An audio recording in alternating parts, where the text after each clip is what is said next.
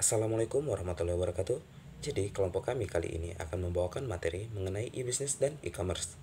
Kami adalah kelompok 11 yang beranggotakan saya, Yusli Narsa Sadri dengan NIM F1G1220035, Laude Muhammad Mahfud Iksan dengan NIM F1G1222021, Fadil Mursyid dengan NIM F1G1222017, Boceria Juliana dengan NIM F1G1222063, dan Irnawati dengan NIM F1G1222019.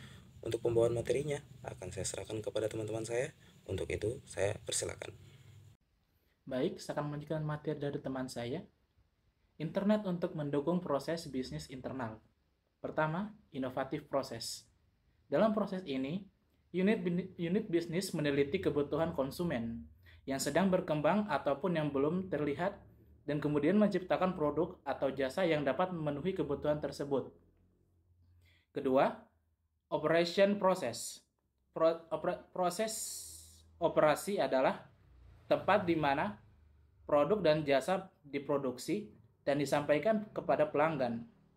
Proses ini secara historis telah menjadi fokus sebagian besar sistem pengukur kinerja proses. Contohnya, pelaksanaan operasi yang baik.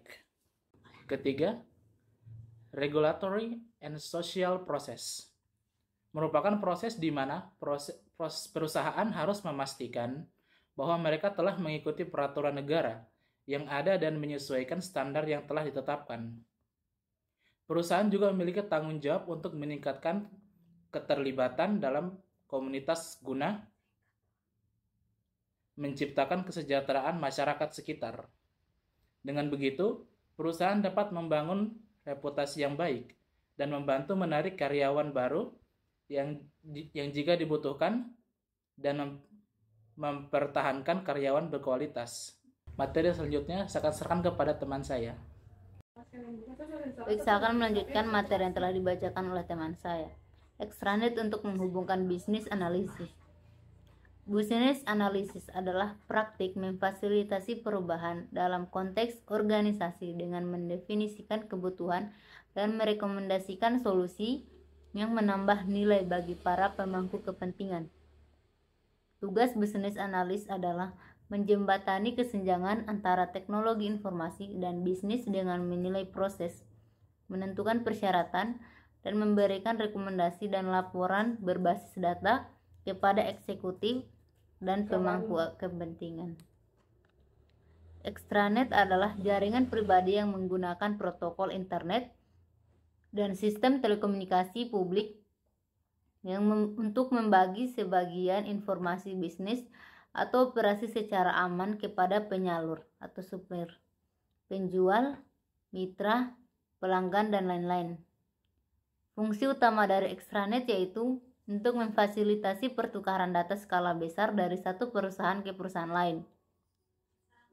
Dengan adanya extranet sebagai penghubung antara business analyst dengan perusahaan, business analyst akan lebih mudah untuk mengkaji, menganalisis, memonitoring, dan mengevaluasi data-data terkait proses bisnis, produk, layanan, dan teknologi atau software agar perusahaan dapat mencapai target dan berkembang pesat. Selanjutnya saya serahkan ke teman saya. Ya baik, saya akan melanjutkan membaca materi persyaratan teknik dari e-commerce. Pelaku usaha e-commerce termasuk tingkatan startup wajib memperoleh izin dari Kementerian Perdagangan sebelum memulai usahanya. Aturan tersebut tercantum dalam Rancangan Peraturan Pemerintah atau RPP terkait transaksi perdagangan melalui sistem elektronik. Untuk mendapatkan izin, setidaknya ada 3 syarat yang harus dipenuhi pelaku usaha, yaitu yang pertama, badan usaha harus memiliki domain situs.id. Badan usaha pun harus mendaftarkan transaksi elektroniknya kepada pemerintah. Badan usaha wajib memiliki sistem sendiri jika memang ingin berbisnis perdagangan secara daring. Hal lain yang perlu diantisipasi oleh pengusaha e-commerce adalah sengketa bisnis. Tujuan dari peraturan ini adalah untuk memberikan kepastian berusaha dan legalitas pengusaha e-commerce. Selanjutnya saya serahkan kepada teman saya, Irnawati. Baik, terima kasih. Langsung saja saya akan membacakan kesimpulan dari materi kami. Yang pertama, kemajuan internet akan membawa manfaat dari banyak pihak. Pada bisnis internal contohnya. Dengan adanya internet, pelaku bisnis internal mendapatkan manfaat dari media sosial, forum diskusi, dan lain-lain. Yang kedua, di era teknologi dan kebutuhan konsumen yang sangat dinamis akan membawa perusahaan dan para eksekutif bisnis memerlukan seorang analisis bisnis. Dengan adanya extranet sebagai penghubung antara analis bisnis dengan perusahaan, analisis bisnis akan lebih mudah untuk mengkaji, menganalisis, memonitoring, dan mengevaluasi data-data terkait proses bisnis, produk, layanan, dan teknologi atau software, agar perusahaan dapat mencapai target dan berkembang pesat. Yang ketiga, dengan kemajuan internet yang sangat pesat, banyak pelaku bisnis yang ingin membangun sebuah e-commerce. Banyaknya jenis e-commerce membuat masyarakat menjadi lebih susah untuk menyeleksi e-commerce yang aman dan terpercaya.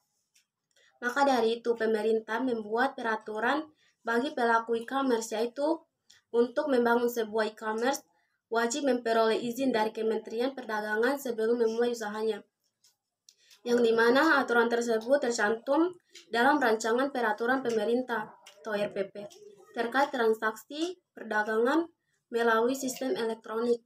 Terima kasih, saya kembalikan kepada moderator. Demikian presentasi kelompok kami untuk materi e-business dan e-commerce. Lebih dan kurangnya mohon dimaafkan, dan terima kasih untuk seluruh anggota kelompok. Saya akhiri dengan ucapan wabillahi taufiq wal hidayah. Wassalamualaikum warahmatullahi wabarakatuh.